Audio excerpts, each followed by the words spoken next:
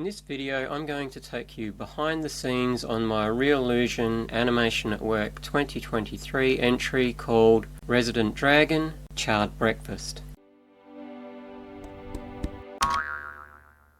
So I'm in the early stages of developing a web series starring these four characters called Resident Dragon. And the basic premise of this is this particular dragon is evicted from his cave and has to find somewhere else to live, and he comes to stay at basically my house, as this character here is my own avatar of myself called Tet, and he basically takes up residence in my avatar's basement along with his two pets, which is Freud the cat down here, and this dog is just called Guru Dog. And both of these characters here come from paintings that I did several years ago. This is the original painting of Freud himself. You can see I painted this back in July of 2009. And he's one of the first characters that I rigged in Cartoon Animator back when it was called Crazy Talk Animator, and he was originally a G1 character, as you can see here, and that's the breakdown that I did for his body. His head is actually just a morph based head and always has been. At some point I want to convert him into a G3 360 head, but for now he's still morph based. But you can see here that when the G3 characters came out, I actually did another version of him with fewer parts for his body, and I did this little animation here just as a comparison of how his body moves, so between G1 and G3. So the G3 version is a free bone character, just with a morph based head, so you can see the same moves being applied to the different versions. Guru Dog is rigged from the initial sketch drawing that I did before I actually did the painting, and is taken from that.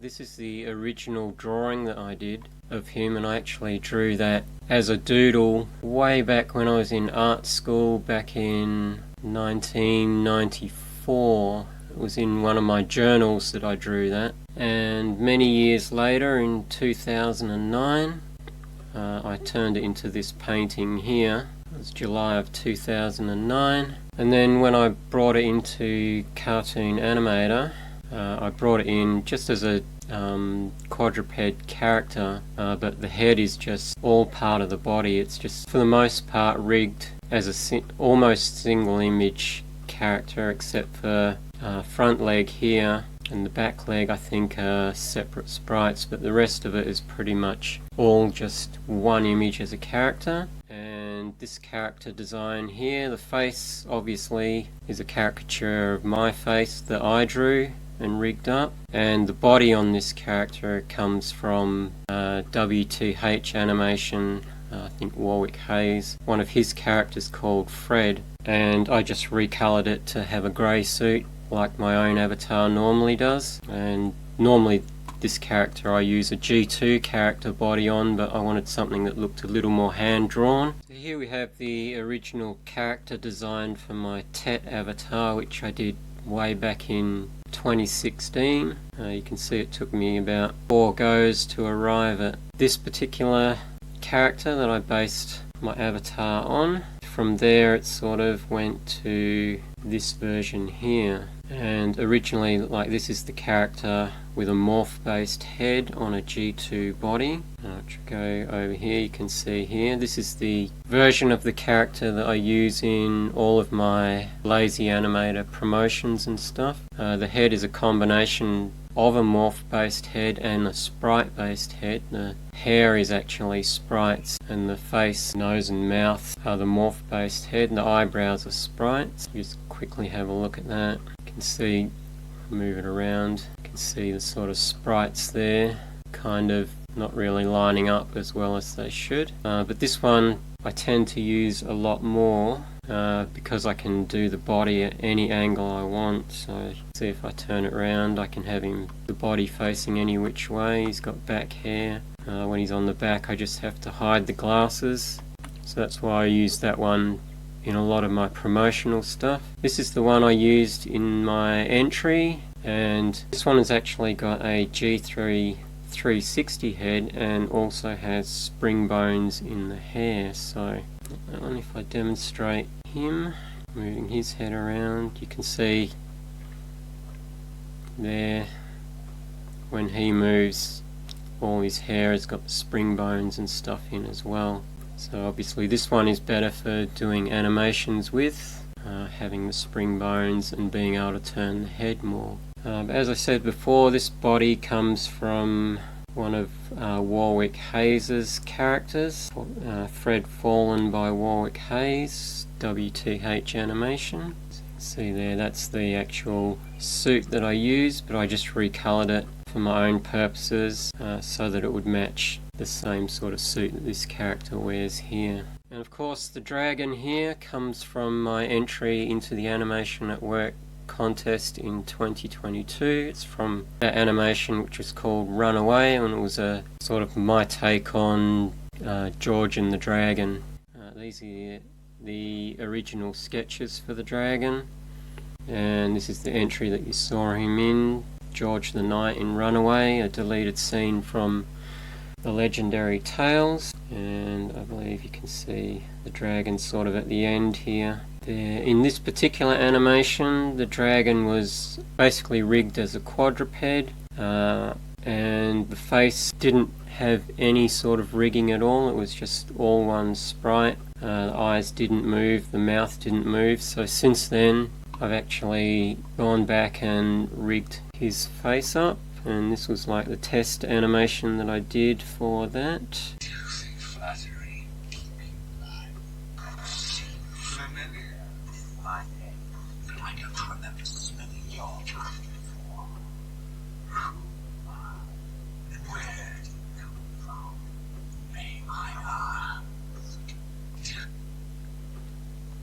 As you can see, he's got a fully rigged face now. It's not a G3 360 head, but it's just a standard G3 head facing sideways. His eyebrows and eyes all move, and he actually works quite well with lip sync. So we have a look at him in Cartoon Animator here, and so he's got puppet based head.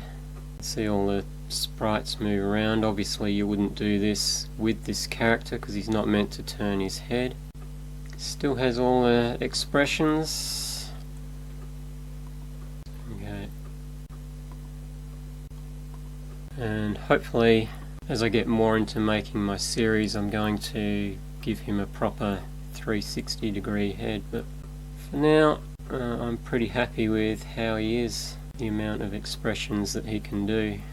So in preparation for sort of developing this series, I've been making cartoons in Cartoon Animator, just of various scenes, sort of showing how this story might play out. And I'll show you the ones that we've done so far. This was the first one that I did, where the dragon comes to stay at my house. Background is one of Gary Pye's sketchy scenes that I really liked, and I thought really fit well with my character designs. As you can see, the basic joke is that my character doesn't really want a dragon moving in, so he's trying to do this con of saying the landlord said no dragons, even though the house is obviously okay with having other pets. And the next cartoon in the series, the dragon's moved in, set up in the basement, and got his treasure hoard all set up there, and it's pretty well settled in. And the joke here is kind of he's expecting free food like the other two pets, but he's got all this sort of cash and whatever underneath him, can clearly afford to chip in with his share and not sort of be living just as if like the other two pets. So there you go. And this third cartoon is the one that inspired my animation for this year's entry, and it's pretty much the exact dialogue that you see in the entry. And all I thought I'd do is I'd try animating this scene. It's a good opportunity to have all of the characters sort of doing something in the scene. It's not just the dragon reacting to whatever my character is saying. We've got sort of my character feeding the animals down here, the dog and the cat, while the dragon is making his own breakfast basically. So that was the inspiration for it. This background here is actually made using an AI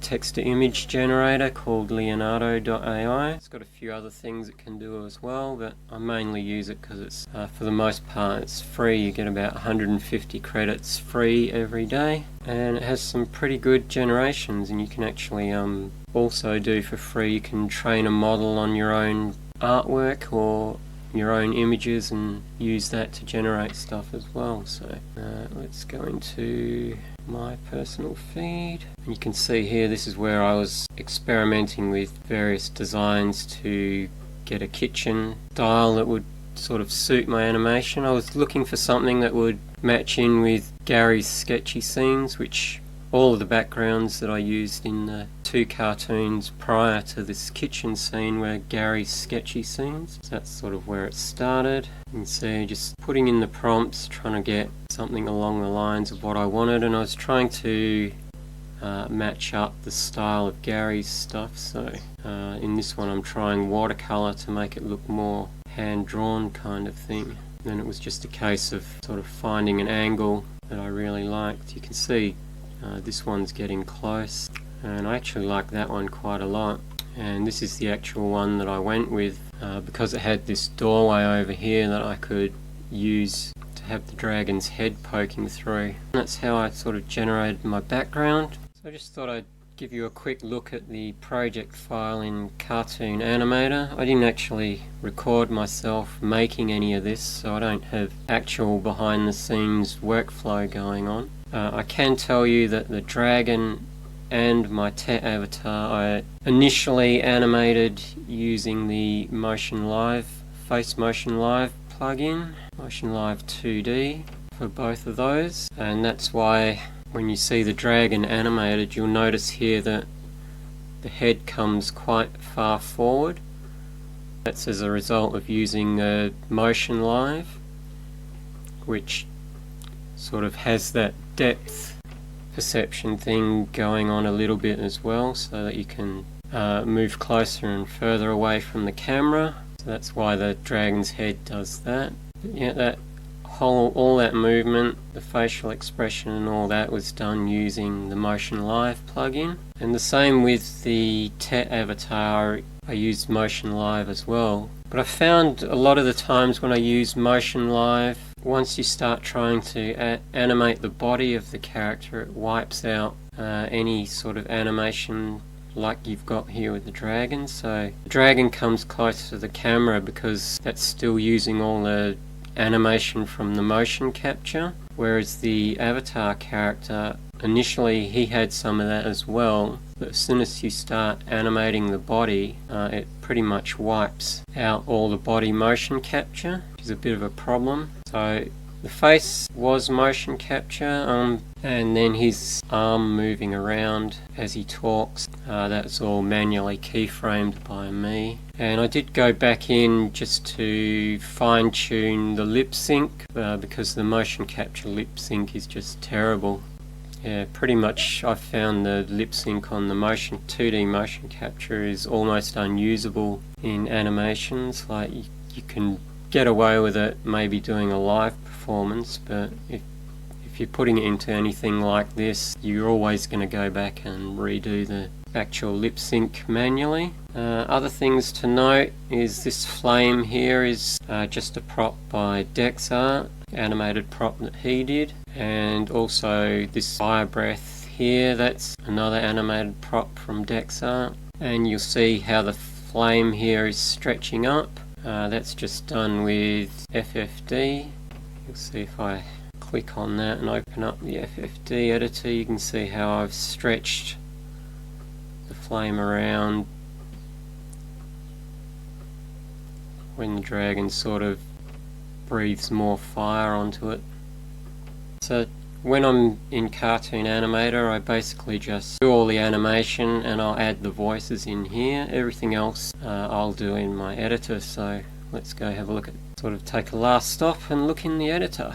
So something that I didn't mention when I was doing the voices is that I did all of the voices for the dragon and obviously my own character. And I use voice mod when I'm recording. I'm using it right now to make sure that this audio is relatively good, using this clean profile here. But I actually use this Fire Dragon profile to change my voice, so I just apply that now.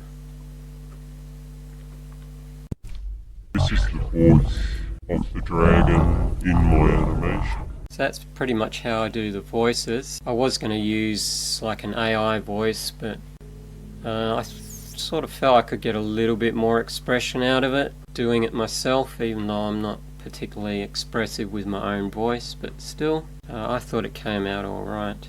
So this is actually inside the editor, and I use Shotcut, which is a free open source video editor to edit my videos with. I particularly like it because you can pretty much drop almost any file format into the timeline without needing to convert it.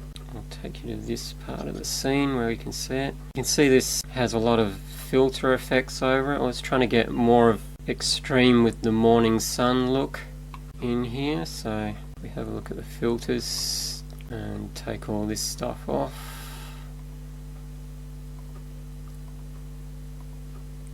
So that's what the raw image looks like. We put all this back on, you can see that's how much I've sort of changed the image. All of my sound effects came from freesound.org, so things like when you hear the dragon taking in a breath and the dog there with its feet on the ground. So all of those sound effects and stuff are from Freesound, and the music at the end comes from YouTube's music thing, and I think that's pretty much it. There you go. I hope you enjoyed that behind the scenes look at how I made my animation at work entry for this year's competition. Until the next one, I'll see you later.